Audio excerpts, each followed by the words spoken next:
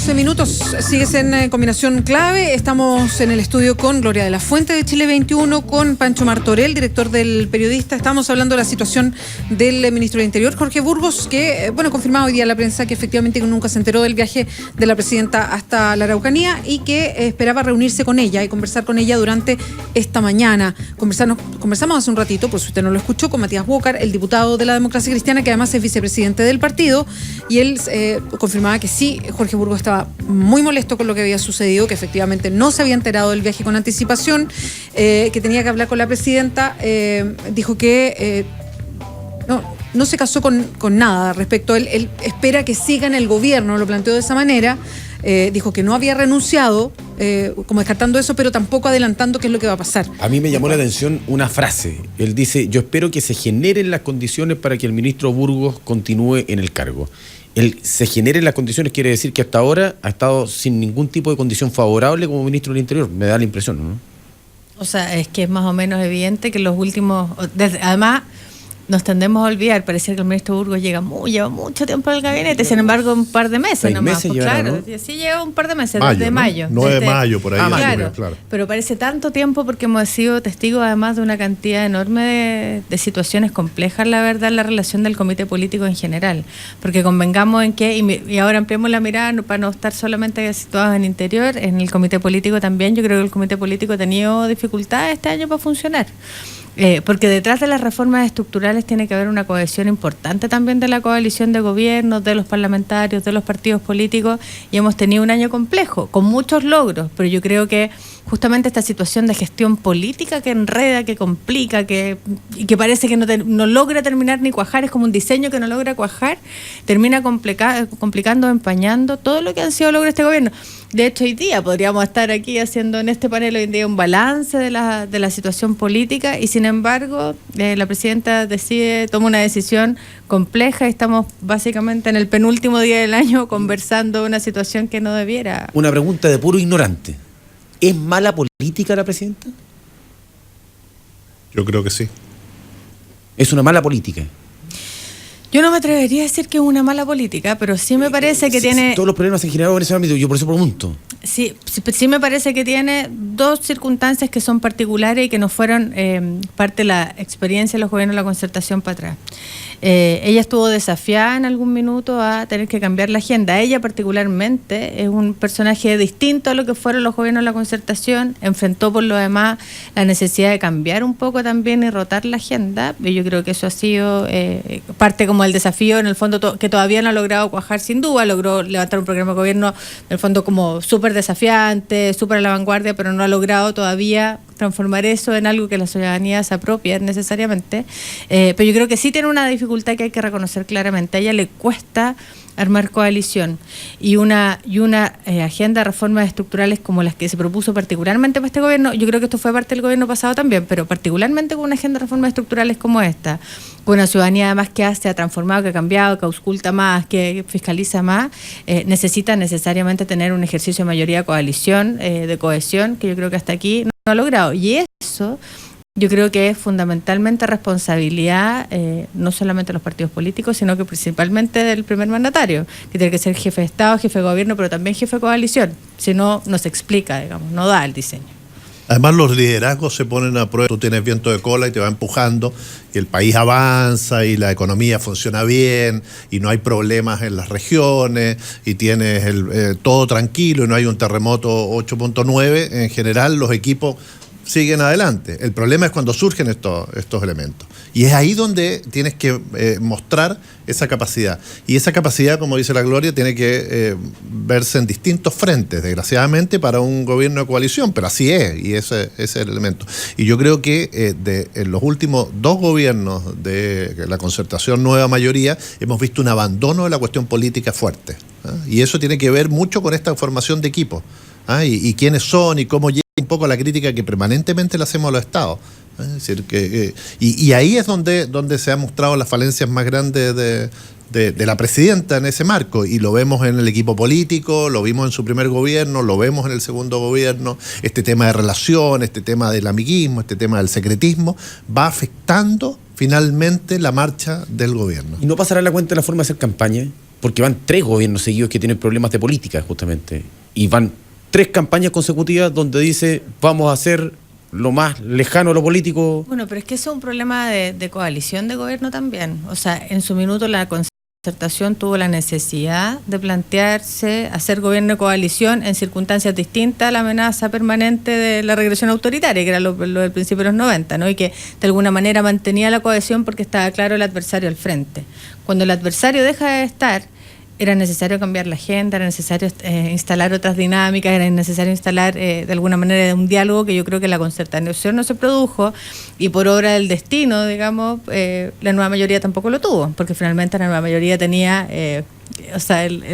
la cuestión asegurada, porque tenía la candidata segura ganadora también. Entonces, el ejercicio de reflexión sobre qué hacer, cómo procesar las diferencias, de qué manera finalmente hacer coalición y cohesionar a las bancadas políticas no se produjo. Entonces llegamos a un gobierno con una agenda de reforma súper relevante, súper importante, que yo creo que cambiaron la conversación en Chile. Yo creo que eso es un gran mérito de este gobierno, pero a costa de no tener la cohesión y los mecanismos suficientes para poder llevar adelante esta reforma. Porque incluso yo creo que esto tiene que ver más allá de con el contenido. Hemos discutido mucho que el gobierno sabía qué hacer o la coalición sabía qué hacer, pero nunca se planteó el cómo.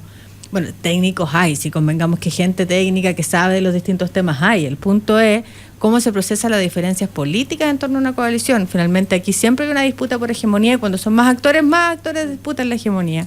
Y no hay un mecanismo para que eso suceda. Entonces yo creo que hay un déficit importante también. Yo creo que sin duda hay un déficit del gobierno. Yo eso lo compro absolutamente. Yo creo que hay una manera de la presidenta de actuar en política que no se condice mucho con la imagen pública probablemente que uno tiene de ella, con esta cosa más cercana, más ciudadana, o por lo menos que era así. Pancho Aguilera un regalón, ¿eh? No puedo seguir hablando después de interrumpió su mensaje. Interrumpí un mensaje después de Va a ser el argumento de siempre. Yo estoy desde acá de las 4:30 de la mañana. 7:15 de la mañana. Son las 10:19. ¿Dice que exagera con la hora, Pancho? Sí, yo creo que sí. ¿Exagera con el tema de la hora? No, y además dicen es una realidad. Dicen que viene la PDI en camino por unos Super 8 que desaparecieron. Desaparecieron una Super 8. denuncia pública. Qué bueno que lo tome. Funcionario público que toma una denuncia tiene que ejercer inmediatamente la acción. Oye, pero tomando en cuenta lo de la gloria, y un poco yo quiero hablar también de la generalidad, porque a veces uno es demasiado duro internamente, pero el tema es que hoy los gobiernos también están gobernando, y me refiero a no solo a Chile, sino en general en todo el mundo, mucho con las encuestas en la mano. Y eso es un fenómeno que genera dos condiciones. Uno, una clase política que tal vez no es la mejor ni la más preparada, sino la que en determinados momentos cae muy bien a la ciudadanía. Entonces se empieza a elegir candidatos que son simpáticos para el electorado. Y por otro lado también se empiezan a hacer políticas que son simpáticas para el electorado. Y en momentos de crisis, cuando empiezan a caer estos candidatos, recurren al golpe de efecto. Y el golpe de efecto tiene esta condición: como es sorpresivo, te puede generar muy bien o muy mal. Entonces, yo creo que el liderazgo pasa también, y esto es para todos los países, no solo por dejar de lado un poco las encuestas. Es decir, muchas veces los países tienen que tomar las más queridas, las más populares. Y creo que esto de la medición permanente, mes a mes, figura a figura, etcétera, va generando que tengamos, por un lado, una clase política que no es tan buena, tan profesional, tan bien preparada como pensamos, y por otro lado, que decisiones se toman de una manera, no digamos populista, pero sí con estas encuestas en la mano. Pero ahí es donde está el déficit de los liderazgos, que está exactamente en eso. Exacto. Porque en rigor, y yo creo que en Chile nos acostumbramos un par de años, yo creo que hartos líderes de la concertación en ese tiempo eran eso, sin tener, yo no soy particularmente nostálgica de ese periodo, pero me parece que había algunas características que uno puede rescatar. En la concertación, no voy a dar nombres porque pero me parece que hay figuras necesariamente que plantean justamente esta discusión. En el fondo, dejaron la chimuchina, la coyuntura, la cosa chica, y miremos 20, 30 años para adelante. Yo creo que eso es lo que le falta en general a la política. Tendemos a discutir mucho el día a día, mucho el nivel de popularidad del ministro, si cae bien, si cae mal, si lo aprueba o no lo aprueba la ciudadanía, y yo creo que lo que falta finalmente, y que lo que creo que de nuevo es un déficit de esta administración y de la coalición en su conjunto, es decirle a la ciudadanía, mire, gratuidad, fin al lucro, no sé qué, va a significar para usted que en 5, 10, 15 años la condición de su familia, la condición de la sociedad va a ser distinta.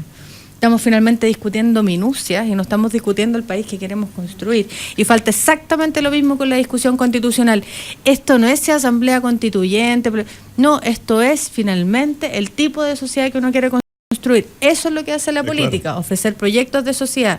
Ninguna coalición, o sea, ninguna de las coaliciones, creo yo, hasta ahora, ni tampoco los partidos políticos, ni menos los liderazgos, le están hablando de esta manera a la ciudadanía. Para allá vamos. Este es el país que queremos construir. Podemos discutir cómo caminamos hacia allá, pero todos queremos llegar a ese lugar. Sí, estamos llenos de leyes cortas y no hay leyes largas, en el fondo, que es esa inmediatez. Pero también tiene que ver con una construcción de sociedad, de cómo el Chile es hoy día. Yo no veo generosidad en ninguna parte. ¿En qué sentido? En que somos súper individualistas, porque así esto es una herencia de la dictadura, que se dedicó a cortar la comunidad. Entonces no somos comunitarios, no tenemos un sentido de solidario y de comunidad, no entendemos que si al otro le va bien, a mí también. O sea, no está ese pensamiento que es algo lógico. Si a todos nos va bien, a mí sobre todo. Entonces no, es solo yo, hasta mi frontera, yo estoy contento con mi familia, pero nada de afuera.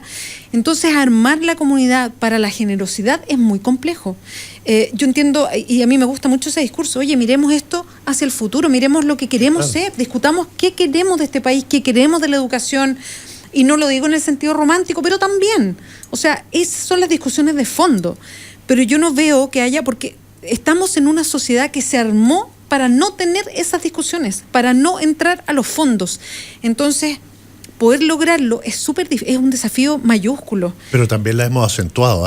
Sí, claro, cuando vemos que esto es una herencia de 17 años donde en la lo dictadura, público era malo, claro, lo comunitario era una pérdida, la política era politiquería, y los políticos eran politiqueros. podía ser un sapo. Exactamente. Exacto. Entonces, pero ese escenario, ese fenómeno, eso que se creó, incluso la Constitución del 80 y todas las dificultades que se le pusieron atrás, a algunos les resultaron cómodos.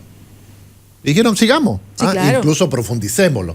Entonces, ahí es donde este cambio de paradigma y empezar a conversar en serio, pero además con sacrificios de sociedad.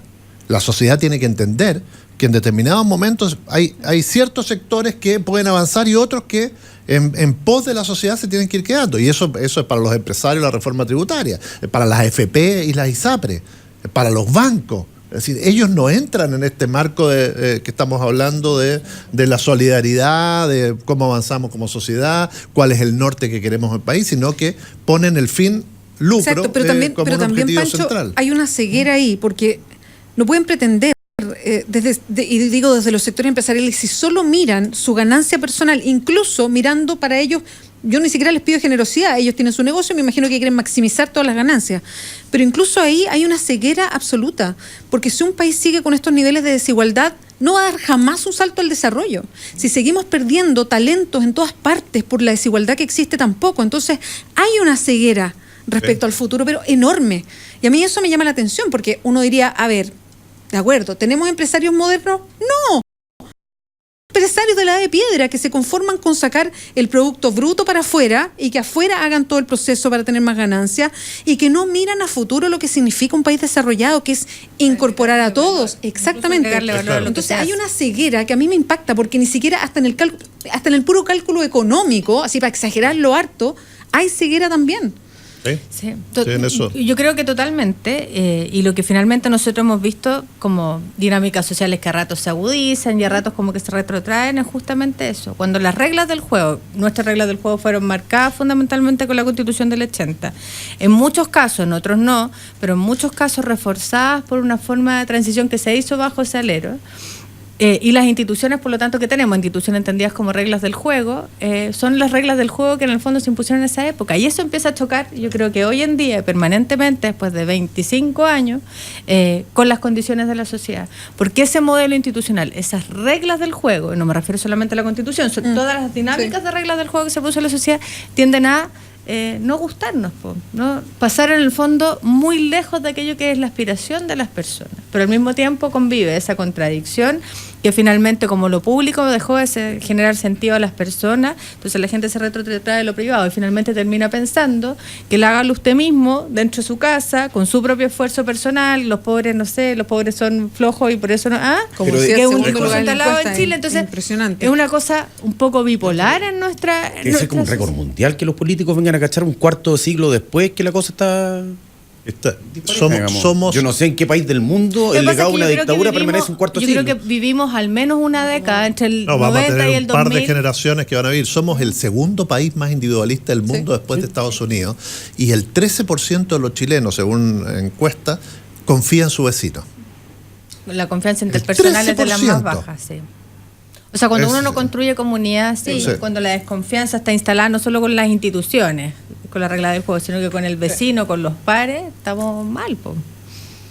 Y lo otro, la forma de enfrentar los problemas. Por ejemplo, analicemos más allá de la posición que uno pueda tener o no respecto al tema de la despenalización o legalización de la marihuana o el consumo de marihuana.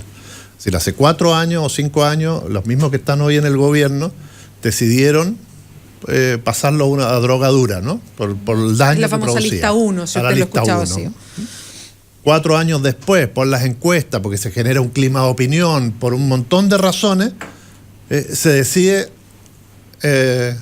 dar la posibilidad de no sé cuántas plantas por casa. De abrir la discusión. Después en meses se cambia y dice no, son muchas plantas. Después sale la sociedad médica en su conjunto con una solicitada el fin de semana en los diarios diciendo miren, estos son los daños que ha provocado y esto es lo que hace el mundo, países europeos, lo que pasa en Estados Unidos, en algunos estados, respecto a la marihuana. Y empezamos a debatir y quizá esto va a terminar finalmente una ley mucho más restrictiva de la que se pensaba en un momento. Pero ¿de dónde surgió esta primera ley mucho más abierta? ¿De dónde? De esta cuestión de hacerle caso a las encuestas. De que es más popular, de que es más bonito, que presentarse en un programa de televisión con una plantita de marihuana, pensaban que les iba a traer más votos en los sectores de 18, 20 años. Entonces, ese tipo de cuestiones, ¿cómo podemos hacer para que empecemos a mirar los asuntos que nos atañen a todos los chilenos de una manera no tan vinculada al esto es bueno para ganar imagen? Abandonar, ¿no? el aplausómetro. Abandonar el aplausómetro. Creo que eso es una de las lecciones del 2015 y quizás la presidenta este viaje a la Araucanía pensó que con esta nueva caída en las encuestas que había tenido, que este viaje con estas características le iba a redundar beneficios. Alguien lo tiene que haber pensado así, no creo que hayan pensado... pero alguien tiene que haber calculado también que si no invitaba al ministro del Interior. Sí, pero que yo creo que parece que hay un geniecillo maligno que provoca errores no forzados en la No sé, yo a esta en la altura moneda, de verdad que no me explico qué puede pasar. Pero alguien tiene Prometo. que estar atornillando al revés o es muy mal asesor de imagen, comunicación y política como para haber generado este viaje con estas características a fin de año, salvo que O muy bueno. que querramos dar vuelta a la agenda o provocar. El que dio el consejo algo quería, ¿no? Por eso, por eso hay pasa un que- geniecillo maligno. Es que había, Medio claro, gordito. lo dice así el No sé. Yo no le Pancho, echo la pero culpa a todo al gordito. Matías Walker decía una cosa que es súper dura, que es rencillas. Yo no quiero pensar que muchas de las cosas que se realizan es por desquite con otro, porque de verdad a mí no me entra mucho en la cabeza tanto error seguido, no lo puedo entender. Entonces, cuando él mete el tema de las rencillas que pueden existir, de los desquites, de las pequeñas venganzas, por llamarlo así, y que eso contamina algo de lo que pasa en la moneda, yo creo que algo más nefasto como eso no puede pasar. O sea, ese es el germen básico de la destrucción, digamos. Bueno, tal cual. Estamos llenos de rencilla. Tal cual, si al final Daba tú lo los piensas en Peña grande y Lillo, tú haces... Exacto, bueno, ahí hay Claro. un paradigma del... Bueno. Claro, el paradigma de la destrucción. Entonces, O sea, el eso germen de la es destrucción instalado en la realmente grande. O sea, eso realmente es detonar una bomba adentro, sí. Ahora, yo creo que los que pensaron que esto podía servir para tapar la otra rencilla, esta de daba a los Peñailillos, las formalizaciones que se vienen en el caso Cabal, se equivocó. Es decir, hoy una noticia no mata a la otra. Afortunadamente, eso no ocurre en Chile. Como Tenemos ocurría 3 horas de hace un programa. tiempo. Exacto. Imposible hablar Qué de buena esto. manera de decirlo.